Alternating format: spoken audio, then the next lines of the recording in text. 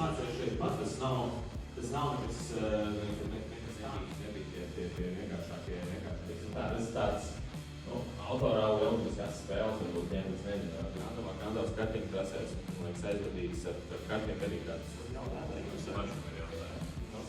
Kas tev pašam kā braucējs ir jāizdara, lai to posmu veiksmīgi nobrauc? Es esmu tagad Gandavā, un vēlreiz, cik daudz ir skatījušies, ko mēs ar Robu filmējam?